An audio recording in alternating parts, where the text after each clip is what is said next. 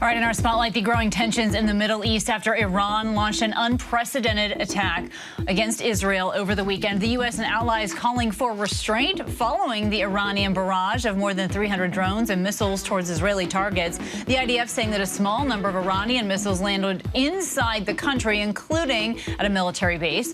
The retaliatory strike coming after a deadly attack on a consulate in Syria earlier this month. It killed a top commander in the Iranian Revolutionary Guard, along with 6 other officers at that facility in Damascus. ABC News has learned that U.S. officials are now telling Israel that if it chooses to strike back at Iran, it will do so alone. So I want to bring back my panel here, Mike, Marcia, Sarah, and joining us is our ABC News contributor and op-ed columnist for the LA Times, LZ Granderson. So thank you all for being here. Mike, I want to start here with you, and I want to just share with you some words from the Senate Minority Leader, Mitch McConnell, today, who is being very critical of President Biden, accusing him of trying to tie the hands of an ally under attack. And Mike, he went on to say it's time for our commander-in-chief to lead allies and partners in an international effort to impose meaningful costs on Iran. What do you see as the answer here? What I see right now in that statement that you just read is both a domestic play and then there is a geopolitical play.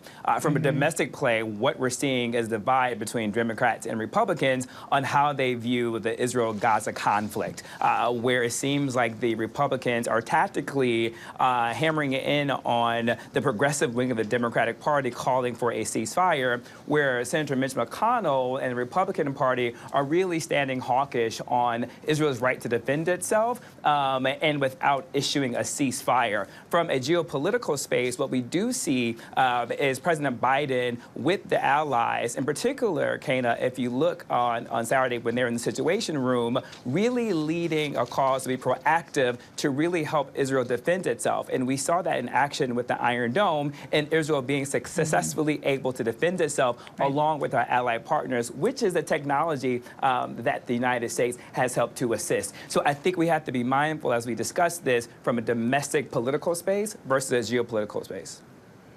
And also, though, domestically, McConnell is urging House colleagues to take up legislation and send funding not just to Israel, but Ukraine as well. Marcia, to you, you've worked for the Department of Homeland Security. What is the biggest thing that the U.S. should be keeping its eye on right now, since this conflict clearly is far from over? Yeah, and like John Kirby said, you know, he's the spokesperson for the NSC, that this underscores the threat that Israel faces in a very, very tough neighborhood. So what we should be watching right now is what the House is going to do. They've got a Republican conference this evening. And what they can do is take up funding and putting on the floor. The votes seem to be there, and everyone is looking for some leadership out of the Speaker's office to get it on the floor and get it voted on, so that not only Israel can get additional resources and defend itself, which they clearly need, but so that we can move on as well. So we have seen action from the president. He's been clear that the U.S. doesn't seek a war with Iran, and has taken action from the very beginning. That's leadership. Yeah, but also, Sarah, to you, I mean, President Biden is essentially walking a fine line here, if you will, saying that his administration's commitment to Israel is ironclad. We hear that terminology over and over again, but also saying that if Israel strikes back, it's on its own. They won't even refuel planes in the air. What do you make of that?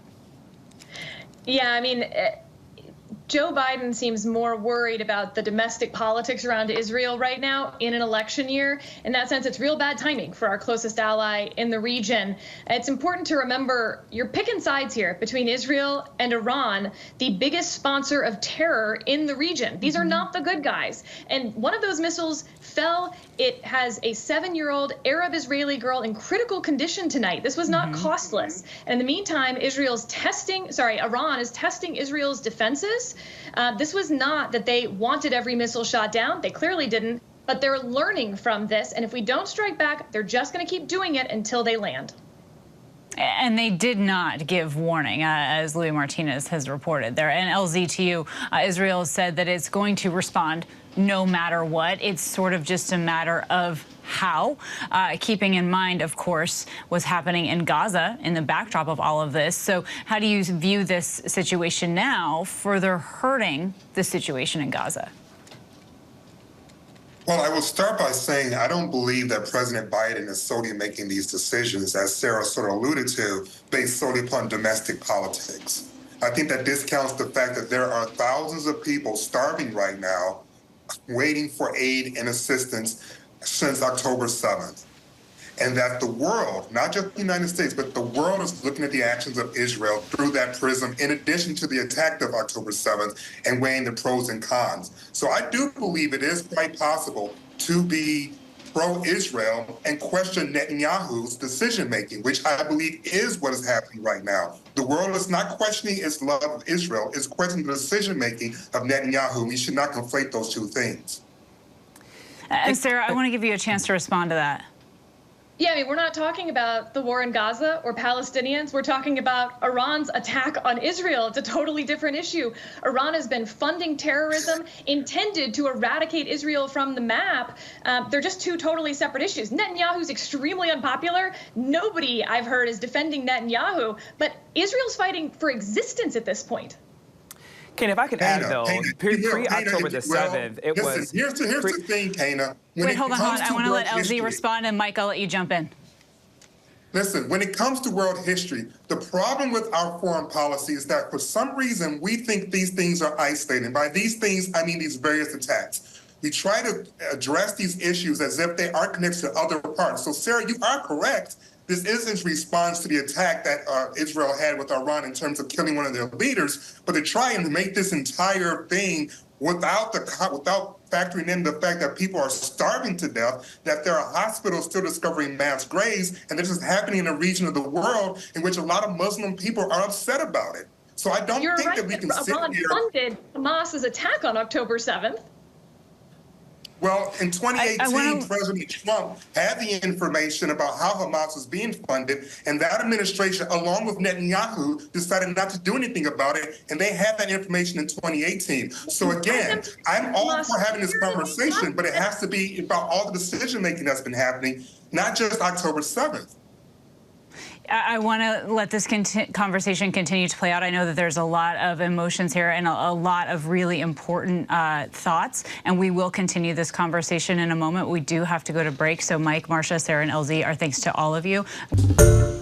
Hi, everyone. George Stephanopoulos here. Thanks for checking out the ABC News YouTube channel. If you'd like to get more videos, show highlights, and watch live event coverage, click on the right over here to subscribe to our channel. And don't forget to download the ABC News app for breaking news alerts. Thanks for watching.